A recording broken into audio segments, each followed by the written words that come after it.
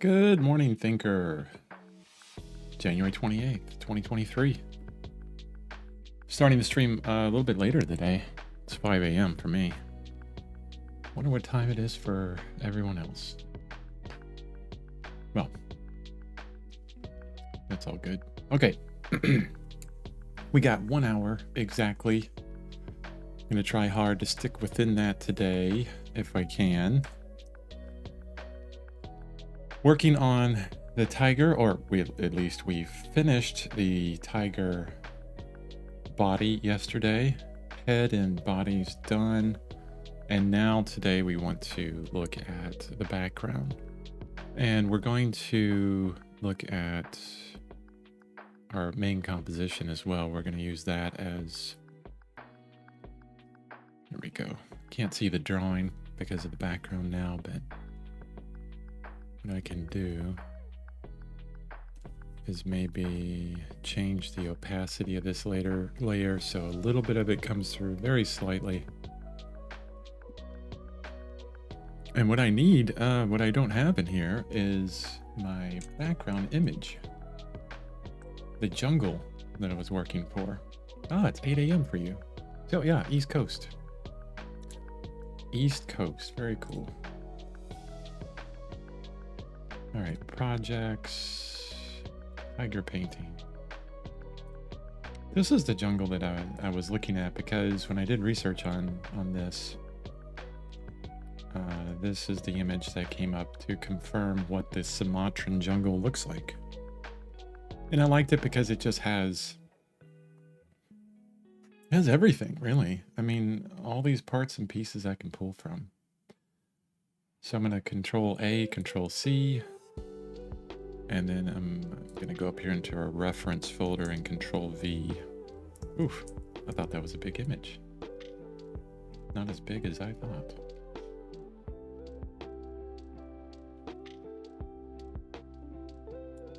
So let's do this.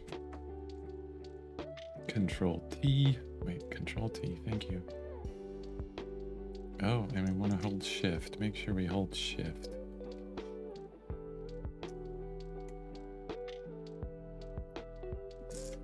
And the first thing I want to draw are these palm fronds over here, but I might as well make it easier on myself. So I'm going to go up here to, let me see, image, or is it layer? Yeah, layer, transform, mirror horizontally.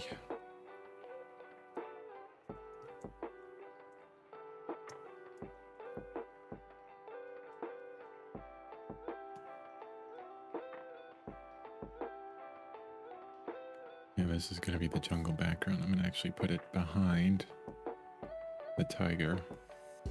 What I am going to do is remove this little squiggle line. It looks like I did. But I'm going to lock my tiger drawing, so I make sure that I don't draw on my tiger drawing. And I'm looking at this palm frond right here. This is the one that we're going to use. How can we make this easier on ourselves? Let's do something a little bit different.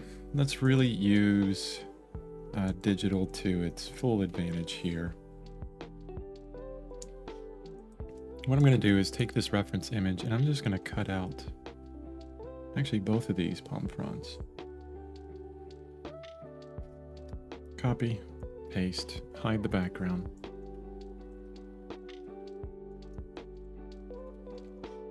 And let's transform this. First, they need to be larger. And let me change the opacity as well. Yeah, while you're transforming, if you change the opacity, it's gonna end your transform. A lot of times on Krita, what I found as well is you have to hit T to get to your move tool or your move layer tool. And then you have to hit Control T to actually get to this tool, the transform layer tool, which is interesting. Because if I'm on my brush and I hit Control T, oh, there it goes there. Sometimes it doesn't do that.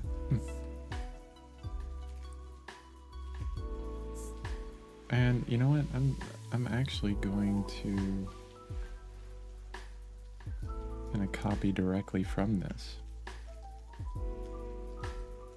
But now I'm going to start distorting it.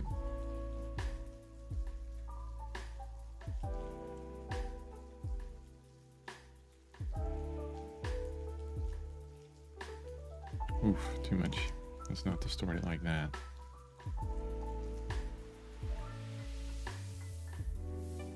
I wonder if that will even work.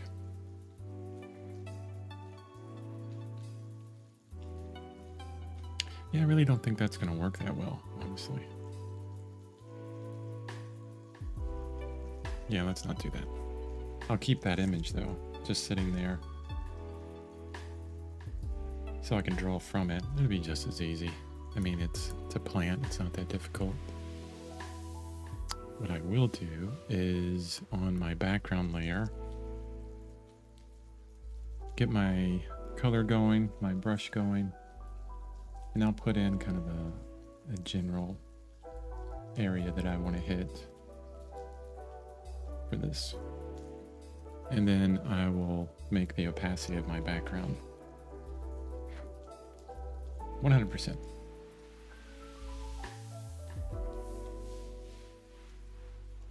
Okay. Should be pretty easy. I do, considering these are going to be major players of, you know, the composition,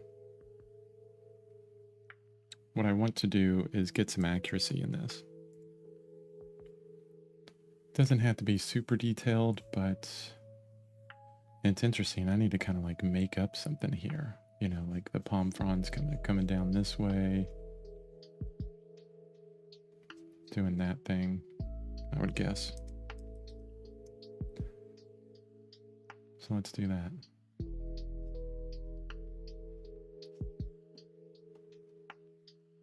And when we're dealing with all these, you know, kind of shapes, like the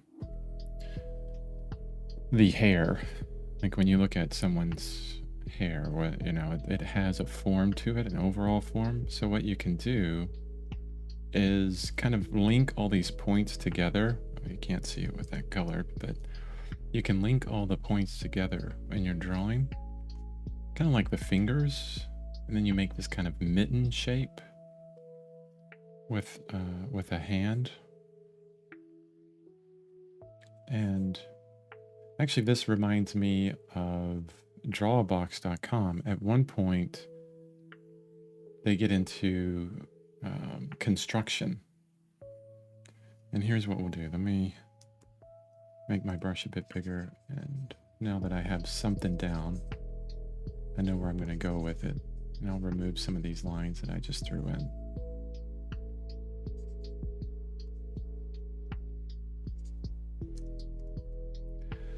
So with drawbox.com, they have you do this construction. And the first thing you start with is the spine of the plant. And so if I'm looking at, you know, this palm frond here, the one on the top, I can draw this spine out really quickly, which is nice because you can see the underside and then it becomes the top side all the way down there.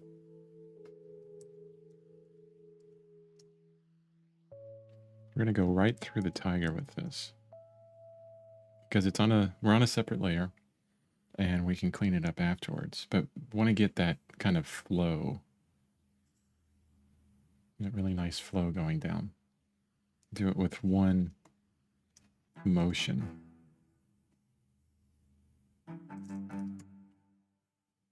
Okay, so that's the spine, and then everything will kind of flow from that. And we don't have to draw each individual, I guess, leaf off of this. Yeah, I guess they would be leaves. But you can use that as the beginning of your construction. So I would say like this top, where it's really the angle of the leaves, as they flow out, merge into the spine.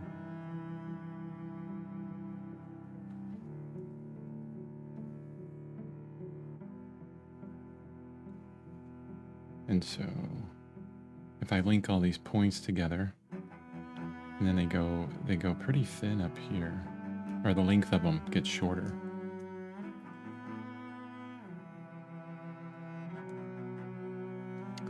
Digital layers help in a true separation of foreground, midground, and background. Yes.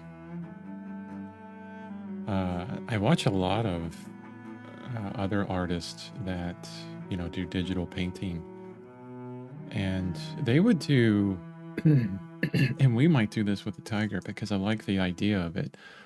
Separate all the different colors, the major colors on your center of interest. If it was a figure and the figure had on, you know, pants, jacket, you know, the pants and the jacket would be different layers entirely. And you do that because you can easily add transform layer, or, you know, kind of adjustment layers and things. So adjust the color of the whole layer really quickly, which is really nice.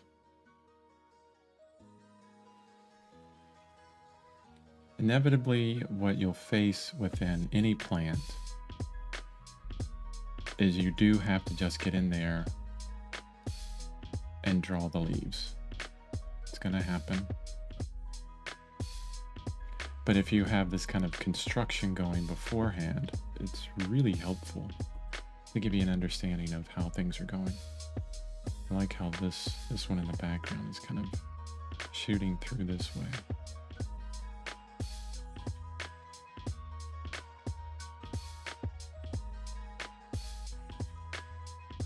And then you always have to make sure that you keep it natural, organic, and non-mechanical. So observation really helps here. There's a tendency for us to always kind of create a rhythm. Nature doesn't have a rhythm as we think about it. It's completely random, like perfect randomness.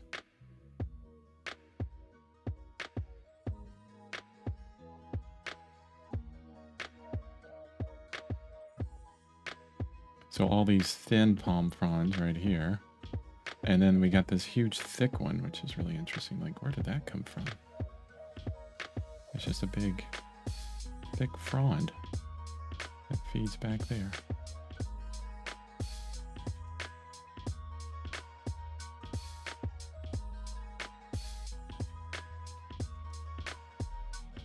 Makes my life easier. I don't have to draw as many.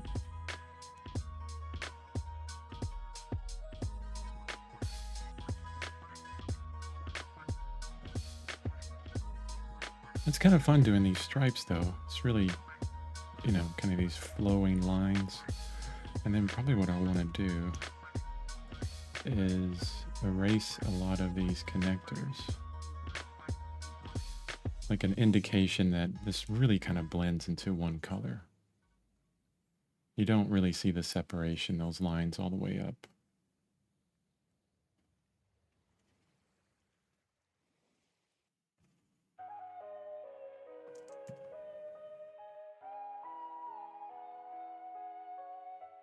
Now let's go for a thin one here.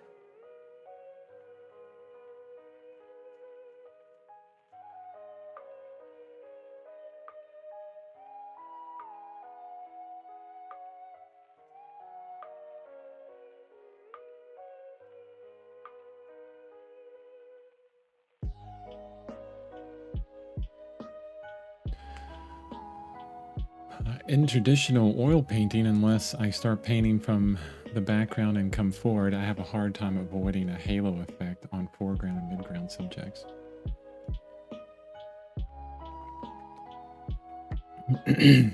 That is actually a, you know, really good point. It's something that I think a lot of, well, I've faced at one point. I like what John Singer Sargent says about this, because he said that, I remember reading this, you know, he didn't really do any teaching or anything, but it was just people writing down accounts of, you know, what he said. And while you're painting, you always want to paint over the edges. Paint the foreground into the background, paint the background into the foreground. So, you know, a good example would be, let's say I'm painting this background here, which is, oh, I'm on the eraser still.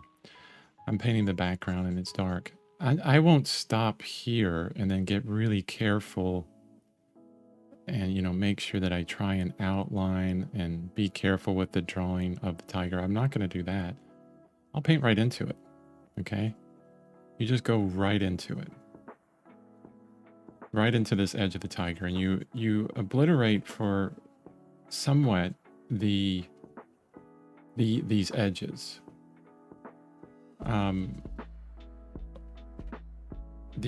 that's I mean, with digital painting, you have these foregrounds and backgrounds, so it's not going to be a problem. But with this, because of all we've done all this preparatory work, you're going to have this understanding of this form of the tiger, these things that you've done, and then it will be easy for you to come back within the foreground and bring out all of that you've covered. Yeah, it's not too difficult. And you don't have to go over it like an inch or a half an inch, you know, not even that much.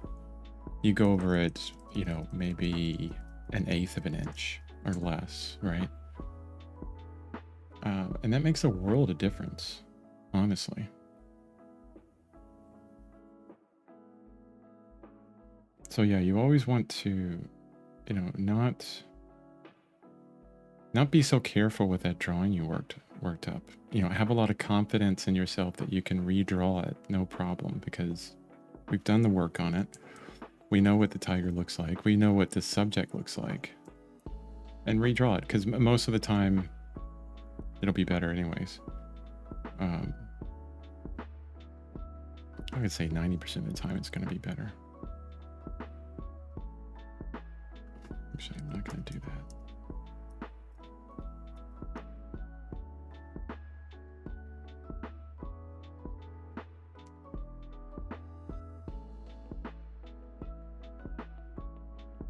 I like how this palm frond has some similar shape language to the stripes of the tiger.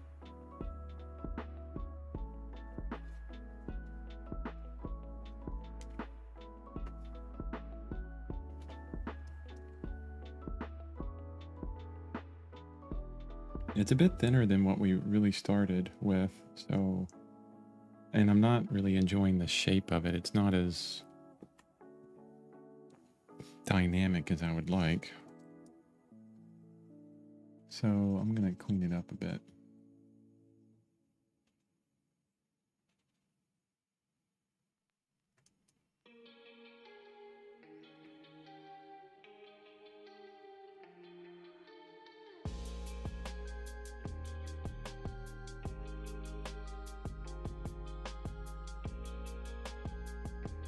Not really clean it up, but change it up.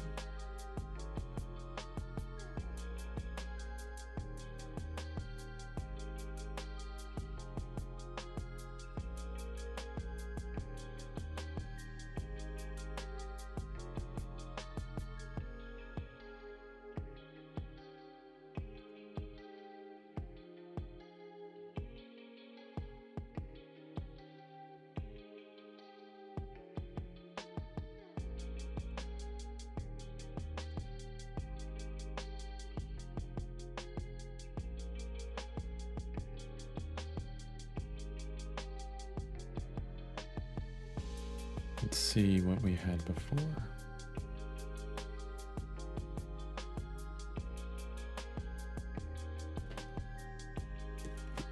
So it's really the angle of these things. Let's see if we can adjust them all at once.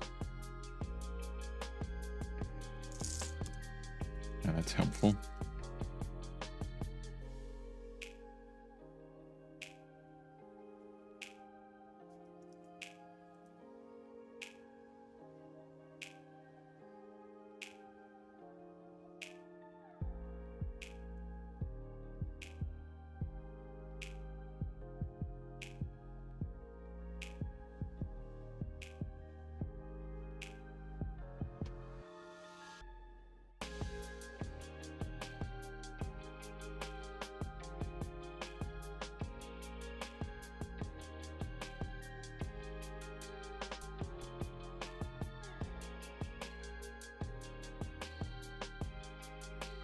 Okay, it's looking a little bit better.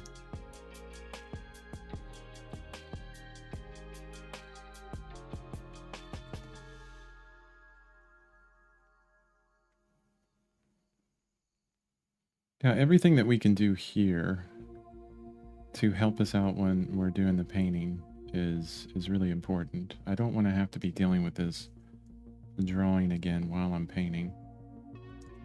So figuring out any issues we see now at this easier stage is really important.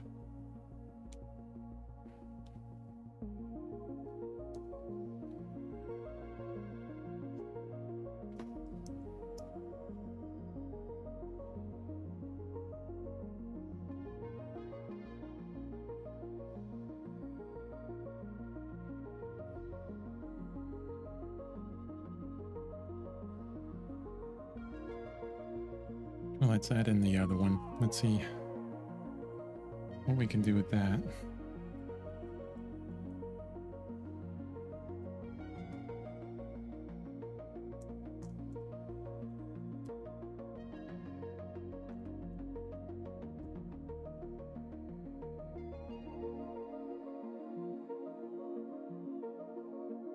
So I'm going to hit the spine of that one really quickly first. And it's almost like this one shape on this side of it.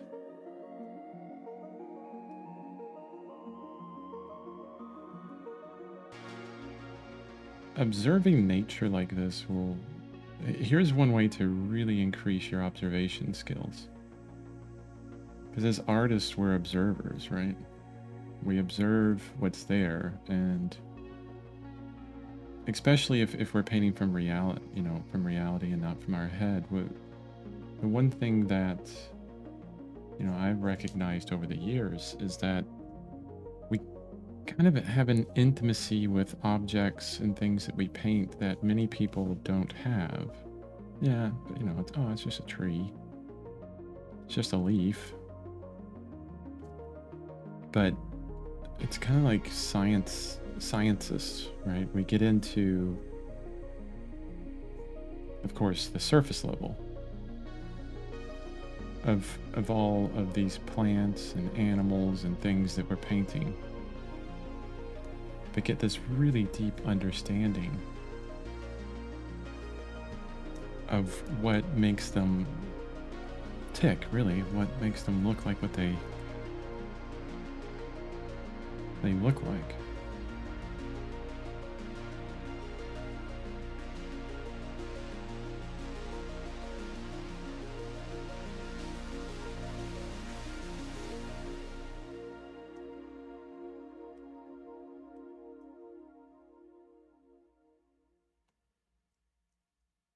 I mean, I've never drawn a palm frond before that I remember. I mean, I don't really remember.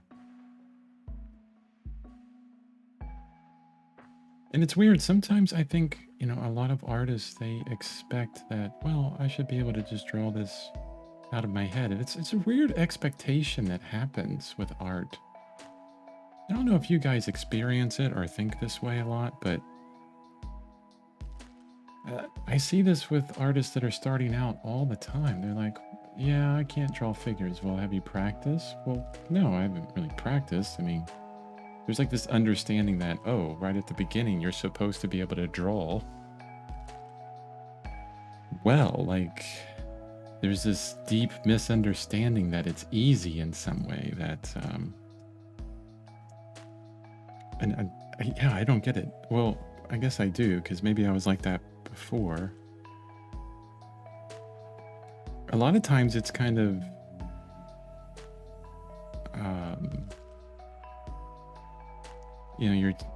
you look at other artists, the way their ability, they take it for granted, or people take it for granted, like they don't even think, oh, okay, well, that should take me about, a couple weeks to learn how to do that, right? And I see, it's not all the time. I see this sometimes.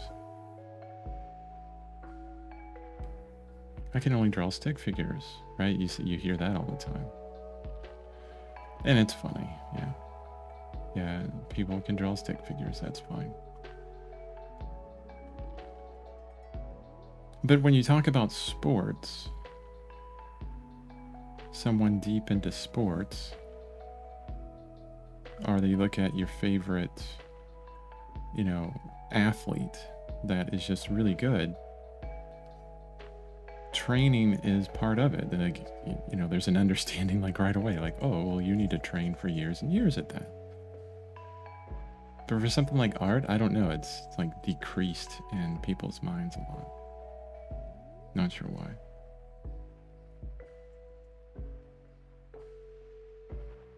And it happens with artists a lot.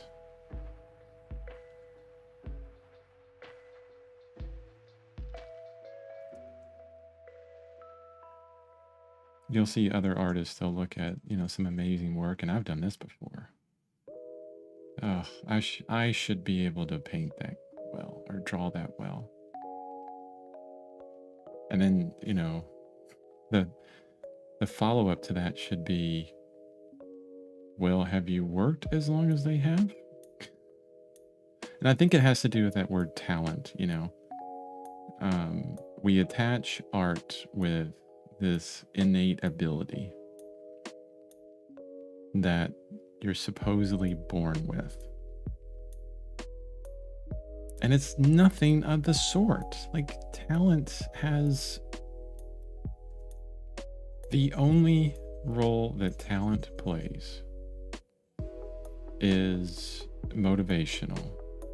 You start out young and you have an affinity for wanting to draw and paint. And you do it a little bit and you're like, oh, those don't look too bad for a 5 or 6-year-old, And people say, oh, you have such great talent. And, it's the compliment that I get all the time. You're just so talented.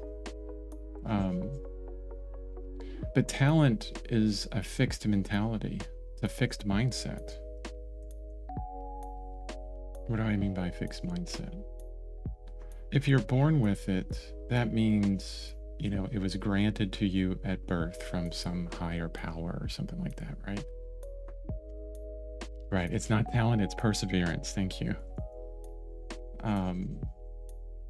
But it's a fixed mindset as well. If you rely solely on either having it or not having it, you have set a ceiling for yourself that you can never get away from. It's a fixed idea. Oh, well, I don't have it, so I will never be able to have it. See how fixed that is? If you weren't granted this at birth, then you can never get to it.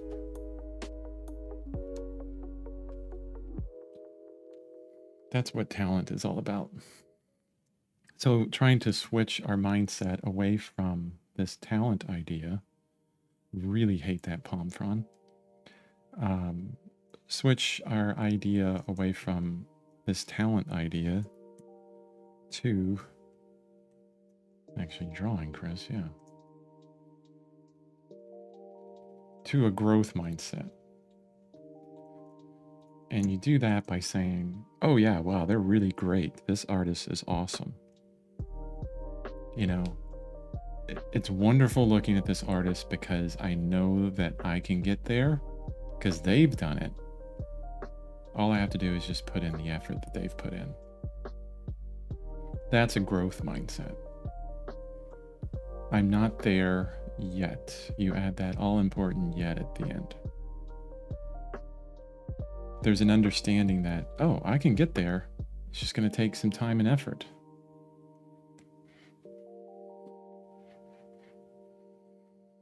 And then I'll always get an argument. Well, talent is really, blah, blah, blah, blah, blah. It's part of it. It is. Yes, it is.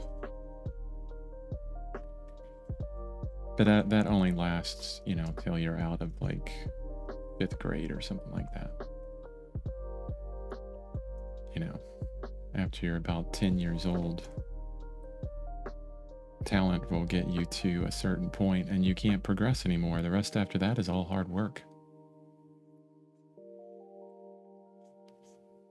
But if you love it, it's not hard work at all. which is the fun thing. If you really enjoy it. That's why I call talent more like motivation. It's what gets you started. This kind of motivating idea, like, oh, I really enjoy this. And then it gets you to work into it. El Morris, hi. Chris, I think it's all about talent at Tales of the Distribution of Probabilities. All the greatest artists we know, it's all about talent, I think.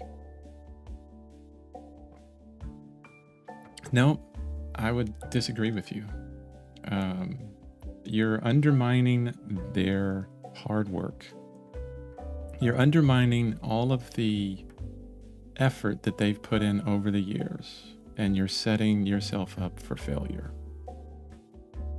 Because let's say that you're right. Let's say that all of the greatest artists out there is based on talent. Where does talent come from, right? It is this idea of something that you're born with, this innate ability. Why don't we apply that same thing to the greatest athletes on the planet? Look at every athlete that was in the Olympics. Are they talented or did they work hard? Maybe at the beginning they had an affinity, which I like is a better word. They had an affinity for running, jumping, playing a certain sport really well. But like I said, that's a limiting belief, and it always comes down to hard work eventually. It's kind of like an excuse in a lot of ways. If I look at someone, an artist that has talent, I can easily say to myself, well, I just don't have that talent, so I really don't have to work that hard. And I can just stop at, the ability I have and not work any harder. So don't sell yourself short, Elmiris. I think they all work hard. It's by default. If you look at any artist, and actually, if you look at anybody on the planet that has done something well, it is based in time and effort. And it's really fantastic. All you have to do is just look at the history. But the problem, see, and this is probably where it comes from, and I can understand everybody's understanding of this because you only see the greatest work out there for artists most of the time. Like, that's all they show is the best work. So you don't see all the hard work that goes into it because, most people don't want to show their bad work. And so where can you attribute all of the amazing paintings to? You'd have to attribute it to like some kind of talent because you didn't see the hard work put into it. But in sports, like baseball, heck, it's nothing but, all these numbers about, changes in ability and how they've come up from, minor leagues and all this other kind of stuff. I don't know sports very well, but anyway. Maybe that's where it comes from, this whole idea of talent, because most artists don't show their bad work. You're told not to in a lot of ways.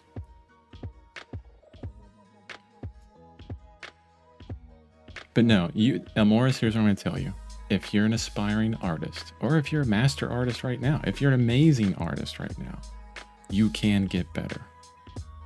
And if you want to call it talent, that's fine. But the one thing that I would say is don't limit yourself with those words. Recognize in yourself that if you work hard and you persevere, if you put in the time and effort, focus on progress and not perfection, you can improve. And every artist that you look up to, you can be as good as them. It just takes time, effort, commitment, all those words that we know about, all the hard words, right?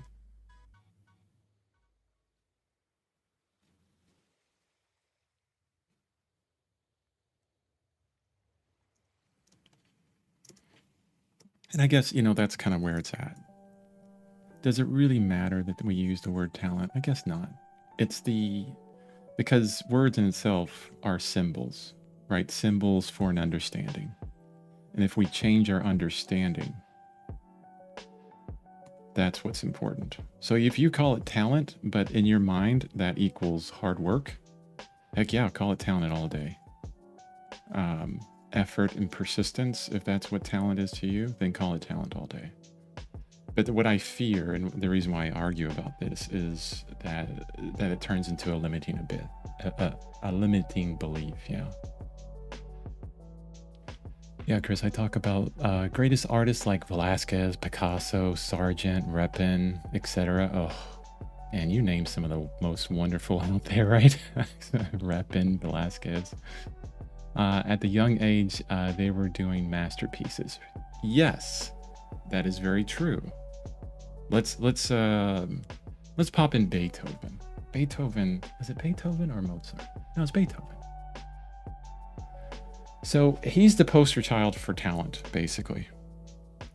And what happened? So, I believe his father's name was Leopold. I'm pretty sure that's where Leopold comes from. So Leopold, his father, was a trainer of musicians. So we're getting into the history now, okay? And before Mozart, or was it? I guess I get it mixed up. It's either Beethoven or Mozart. I think it's Beethoven. But before Beethoven, Mozart was trained, Leopold had worked up a training system for their sister or his daughter, right? And not really perfected it, but it was like, kind of this thing that he was working on to try and train. And she became a fantastic musician. And now, think about the times there. It was all about hard work. This was an occupation. Think about all the artists that you just mentioned at that time. All but Picasso. It was an occupation. 8 hours a day, making money from it, need to put food on the table, that type of occupation. So Leopold has this training schedule, this difficult training schedule for his son, and sets him on it at, I don't know what age. It was some ridiculously young age, like 5 or younger.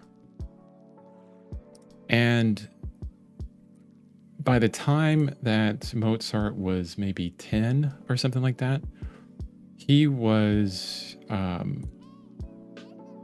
composing symphonies. But they were symphonies made up of other composers. Not that that was bad, but at that point, he had already put in about 10,000 hours worth of work on musician, because his father was, driving him like, anybody else, like the worst boss would drive you, right?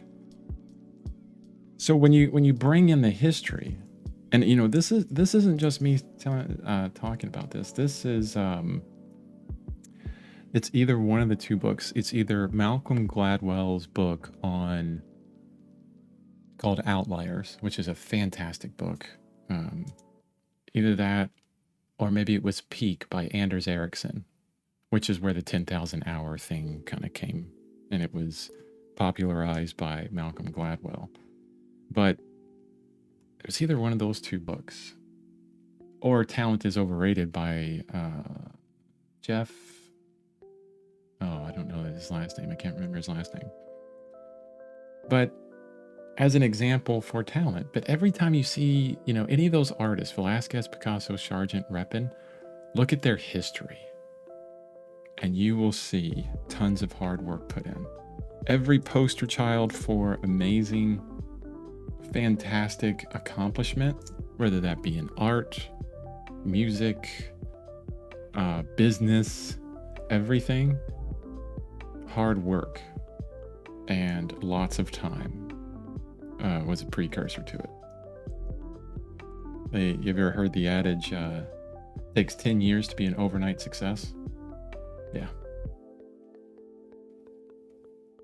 Oh, here's a really good example because I've done a lot of research on YouTube to try and understand like kind of the business aspects of YouTube because it's important to me. I'm trying to be an entrepreneur in some way and using YouTube to help others, as a wonderful platform is one of the aspects of that.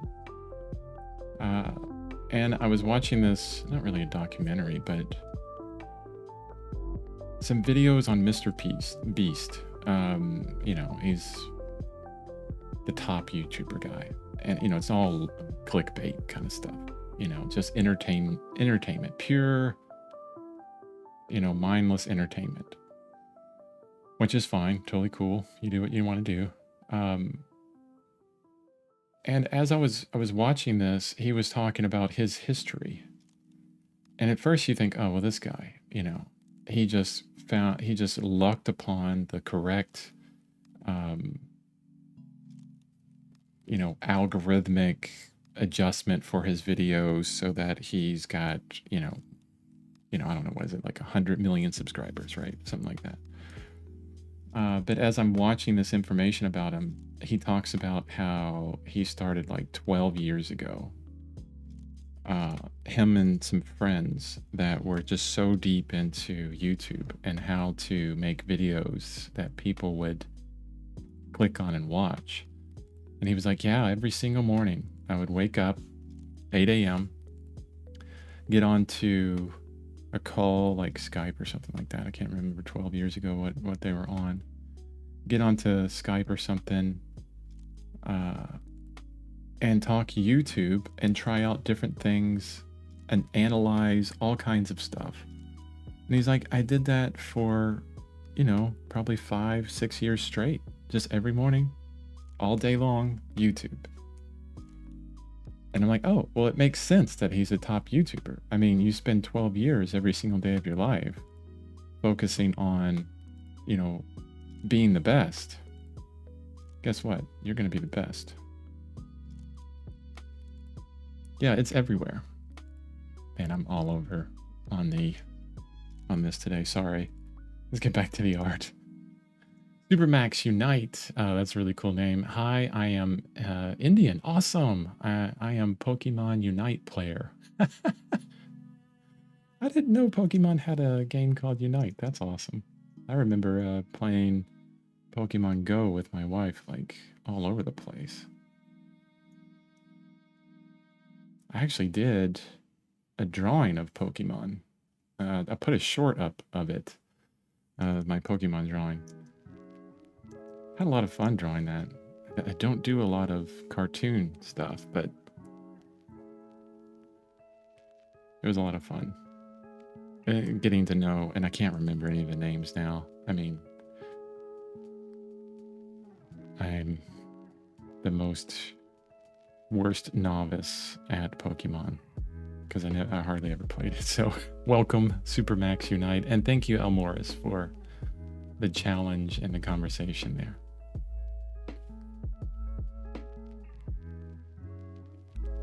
Another aspect, okay, I'm going to go on to it again, which is, because this is so interesting. Malcolm Gladwell and his book, Outliers, is fantastic. He's the one that popularized the 10,000 hour, they call it a rule. You spend 10,000 hours on something. And, you'll be a master at it. But that's, it really depends on how focused those hours are. So Peak by Anders Ericsson has a lot of science behind it. It's all about focused practice, basically 10,000 hours of focused practice. But one of the aspects in that book, and most people have focused on the whole 10,000 hour rule, one of the aspects in that book was luck. He gives some really interesting examples of how luck plays a role in the success of many people. And how also, personality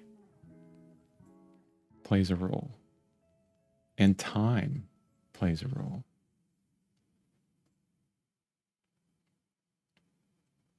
And that's what most artists are always thinking about a lot. Was what I was thinking about. I'm still thinking about. How long does it take to get really good? How much effort do I really have to put into all this? You know, those are really good questions. And unfortunately, the answer to that is going to be, well, it depends. Depends on a lot of things.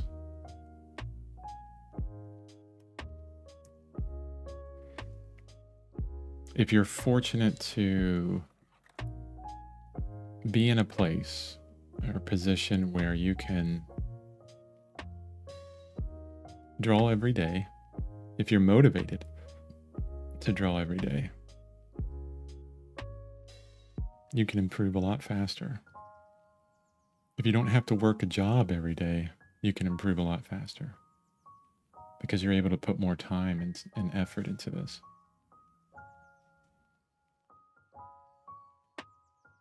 That's why a lot of the videos on YouTube and my website is all about setting those minimums, because I don't have that time, right? I have a full-time job that I work still.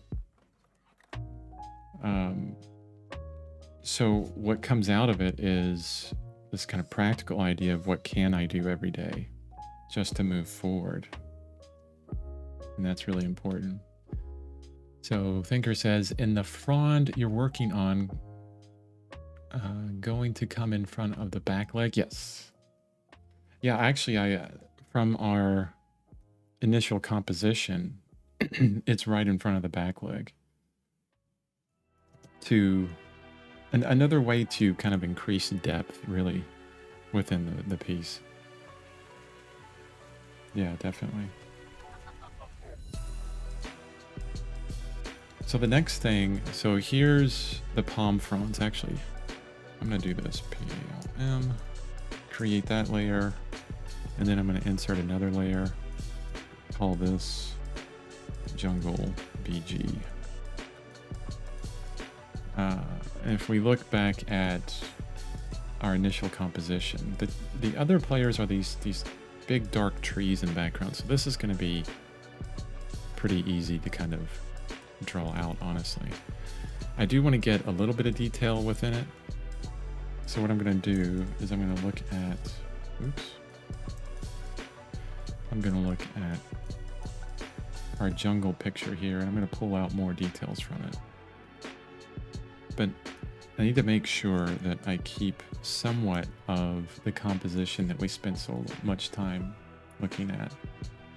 I just want that particular line, that kind of frame that we built around the tiger. That's really important. Make sure I stay within that. So I'm not going to be zoomed in too far here. But I'm looking at these darker trees. And this can get pretty rough because it's not going to be, when we turn this into a painting, it's not going to be a huge aspect of the painting itself. So I'm not going to worry about, you know, rendering out these sticks in tremendous detail.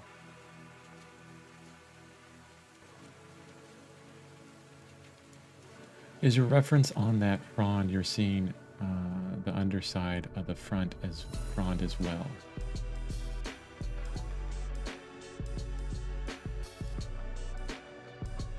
Are you talking about the bottom one or the ones that cut the head of the tiger off? I mean, literally, we did that intentionally, right? That's actually an important compositional aspect of this is, you know, to send the head of the tiger into a, you know, this area of this kind of focal point. And we talked about that in one of the previous streams. Actually, I like how this, I see this stick here. I'm gonna grab that. The bottom one? Then you're asking if you're seeing the underside of the frond as well. Let's see. You know, it's really confusing there, isn't it? So if I zoom way in on this, we have this frond that's coming from the foreground going into the background. And it's really going underneath this frond here. So, I mean, I could put this guy in, but you see all this brown is this underlayer of stuff going on. So which is actually a really good understanding, because we could put in just all this kind of crazy brushwork behind here. Just keep it, you know, variegated, keep it soft, and then do, you know, a more accurate drawing of these fronds on top to keep, you know, to build up that kind of layer. But for this, what I've drawn, it's all the top. It's, you don't see the back of it as much.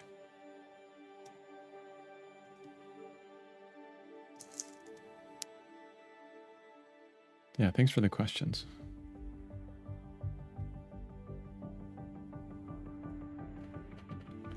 What I'm interested here is how, oh, there are leaves on this thing. That's really cool. I'm gonna grab that as well.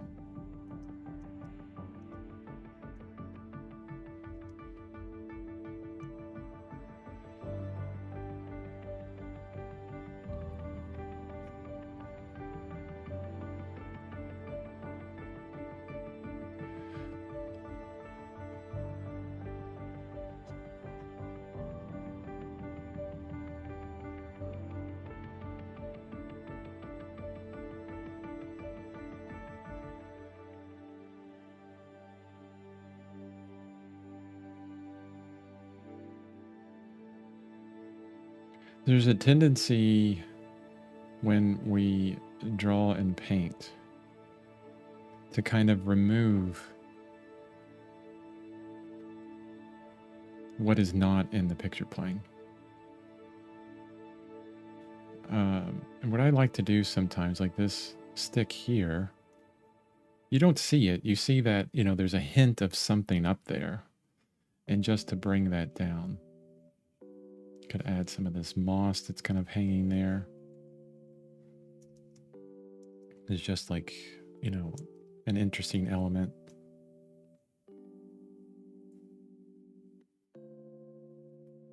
And then this is one big tree. And there's a foreground tree actually that's here.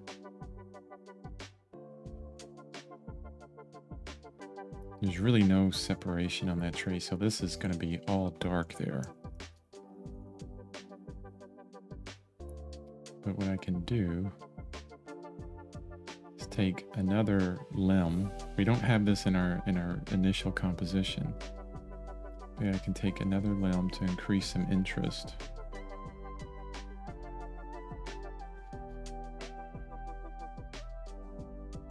Just kind of making up something there.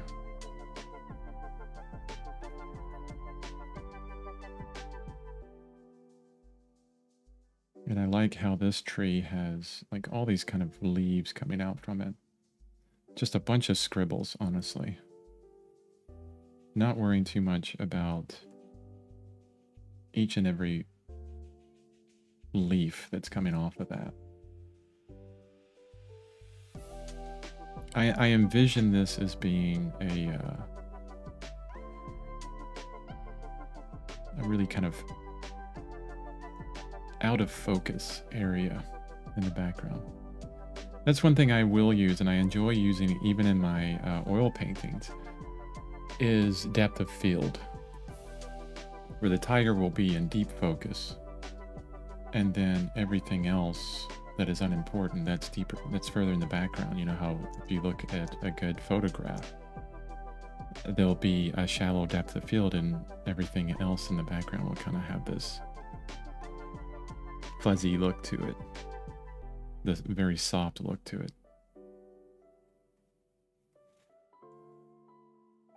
So just kind of putting some ideas of that. Let's move our reference over. And yeah. just really increasing the interest within all of this the more I go. There's a tree here that we added into our composition to really frame out the tiger's head. I'm going to put a hint of, you know, the background jungle back there as well at the top left corner.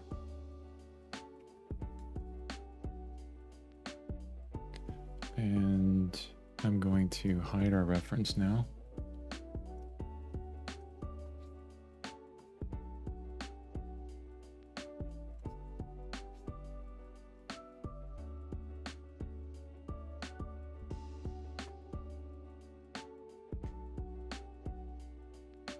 What time are we at? Oh, wow. We're just about at an hour already.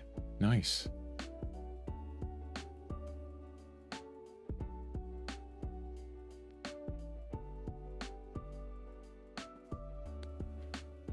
See if there's any major elements that I'm missing here. No, that's pretty much all the major elements that's going to be going into this painting. Okay, the next step of this is going to be actual digital painting. We've got everything set. We know we got the composition down. We got everything down. Now it's going to be coming to the really fun part. And I'm probably going to work this up in a new way. We're going to call this painting.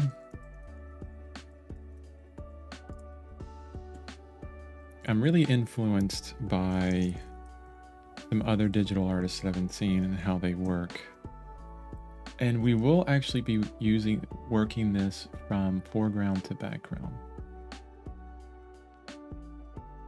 And before I go, I'm going to do an outline of this tiger. And what's going to be fun with this is I'm going to be trying to improve my skills with the selection tool, because it's a subtle thing. Any selection that I make, if I let up off of the screen, it's going to close that selection for me, right? So that's not going to work when I have to make this huge selection. So I'm going to have to be doing a lot of plus and minus on this, like add, addition, and subtraction of the selection to get it the way I want.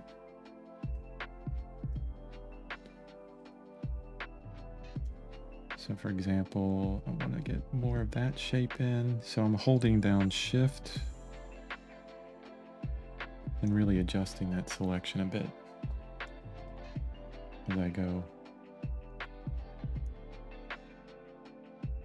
Again, this is not perfect. I'm not trying to get these lines as perfect as possible.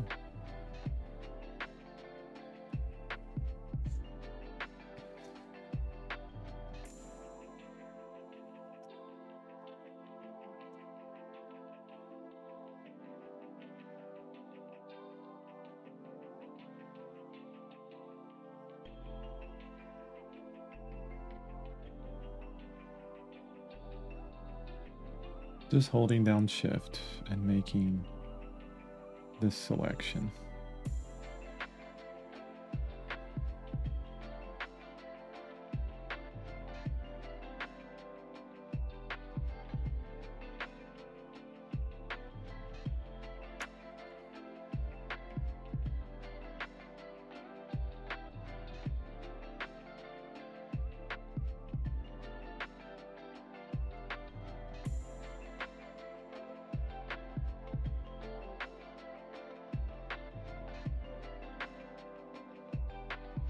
Oh, this is going to be fun. Look at that. Not sure which is which on that one. There we go.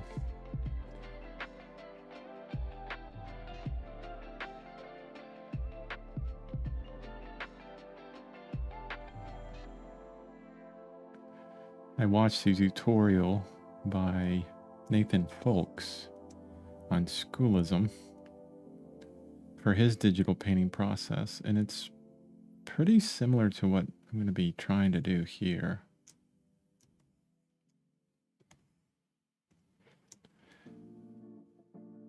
where he will make selections of everything. Then work up the local color for those selections first. And then begin adjusting from there, you know, establishing this kind of base.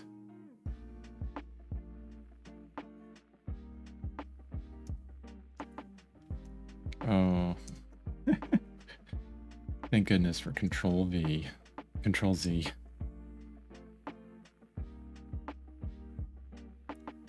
Like, I don't want to lose that entire selection.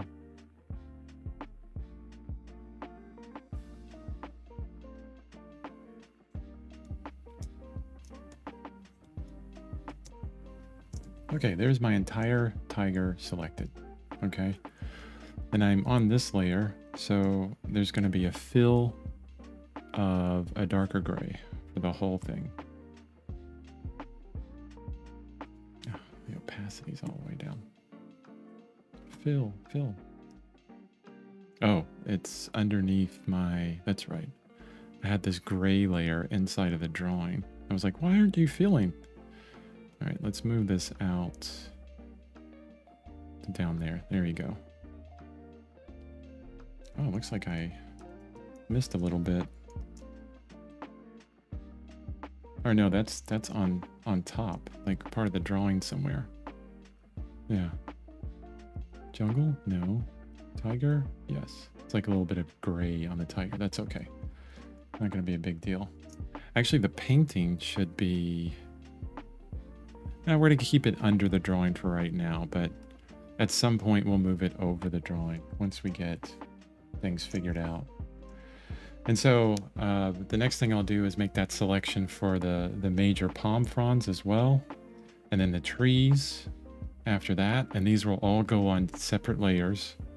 And then we're going to work from background to foreground within color, value and color right away. And it'll probably take a lot of time working up that background. Oh, another thing I want to do is look at, again, if you remember, we worked up traditional to digital. I think here's the composition sketches 4. If I open up this one, we established this kind of palette, right, that we have here. And what I can do is make a selection of this. Control Shift C. That way I don't have to be on that particular layer. It'll just copy, you know, all the layers. And then I can paste this in. And I could have like this little palette floating around that we can use from what we established before. Okay. Educational Crab, good morning again. But unfortunately, it's at the end of the stream. I only go about an hour. I started at 5. Well, I started an hour and 5 minutes ago. Now it's time for me to do breakfast and exercise. It's a wonderful part of my day every day. Keeps my art skills up. Keeps me energized, keeps me motivated. Exercise and eating right. You wouldn't think that's such a big part of being an artist, but I tell you what, it's changed my life. Made my art better. We can talk about that another time. But there you go. There's the drawing is done. Tomorrow will be, actually, you know, here's what's going to happen. I'm not going to have a stream tomorrow. I'm going to have a stream on Monday. Tomorrow, I'm going to be focusing deeply on my next video coming out. I want to get it out on Tuesday. And if I can get it out, it's going to be a tutorial of painting the eye. It's like 22 videos long, guys. Oh, it's going to be fantastic. And I'll have a portion of it for free on YouTube. I'm really excited about it. Working on the editing of that. I have 5 more tutorials lined up after that. I've already done the recording for it. Just have to do a bunch of editing on. But anyway, thank you everyone for joining me here. And I can't wait to see you on Monday for the drawing next. Oh, okay. Well, glad I got to see the process of the beautiful tiger at least. Oh, thank you for calling it beautiful. I appreciate you, Educational Crab. And hey, you can watch this after it's on YouTube. So yeah, you have a great day as well. Thanks for showing up. And I'll see you on Monday. Thanks, guys.